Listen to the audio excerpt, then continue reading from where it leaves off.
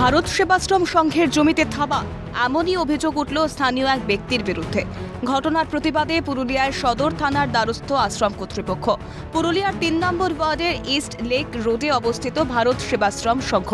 অভিযোগ, আশ্রমের একটি জমি প্রায় ৩৫ বছর আগে কেনা হয়েছিল, কিন্তু স্থানীয় বাসিন্দা অরূপ সরকার জমির প্রাচীর ভেঙে দখল করার পাশাপাশি সেখানে অবৈধ নির্মাণের কাজ শুরু করেছেন। বাধা দিতে গেলে পাল্টা তাদেরকে অশ্রাব্য ভাষায় গালিগালাজ করেন অভিযুক্ত অরূপ সরকার।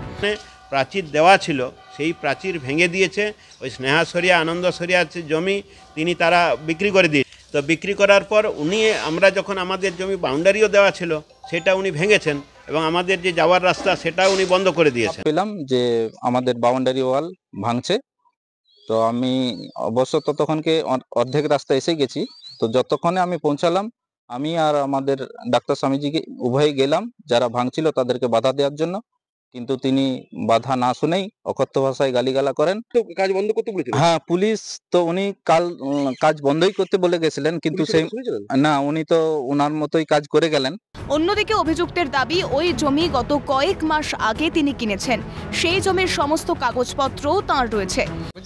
ভারত সেবা সম্বন্ধে কি অভিযোগ তুলে আপনার বলছেন ওনাদের নাকি জমি পড়ে, তো জমিটা যদি ওনাদের পড়ে তো দেখে পেপার দেখাবেন, ওনাদের জমি ওনারা নেবেন।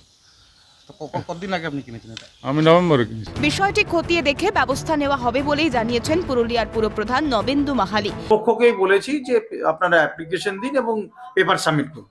আমাদের নিয়ম অনুযায়ী আমরা হিয়ারিং কল করি, সরেজমিনে আমিন যাই, ইঞ্জিনিয়াররা যাই, আমরা সেই দেখে আমরা কার্ড ল্যান্ড সেইভাবে সিদ্ধান্ত গ্রহণ করতে যাবে না। আশ্রমের তো নিজস্বতা একটা ব্যাপার আছে, তো নিশ্চয়ই গুরুত্ব সহকারে ব্যাপারটা আমরা দেখব। এ বিষয়ে বিরোধীদের নিশানায় তৃণমূলের কাউন্সিলর প্রার্থী ছিল, তার দলবল নিয়ে তারা সেই ভারত সেবাশ্রমের জায়গাকে দখল করার চেষ্টা করছে।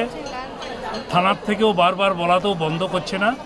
তো এইভাবে অন্যায়ভাবে ওরা দেবত্বর জমি এখন তৃণমূলের লোকরা হাতানোর চেষ্টা করছে। আমরা চাই এর ইমিডিয়েট প্রশাসন ব্যবস্থা নেই। পরবর্তীতে পুলিশ গিয়ে সেই কাজ বন্ধ করে দেয়। উভয় পক্ষকেই উপযুক্ত কাগজপত্র নিয়ে থানায় ডেকে পাঠানো হয়। ভারত সেবাশ্রম সংঘের মোট জমির পরিমাণ 1 একর 44 ডেসিমেল। 2 ধাপে সেই জমি কিনেছিল ভারত সেবাশ্রম। কিন্তু প্রশ্ন একটাই, রেকর্ডভুক্ত জমি কিভাবে অন্যের নামে হয়ে গেল? পুরুলিয়া থেকে দীপক রামের রিপোর্ট, ক্যালকাটা নিউজ।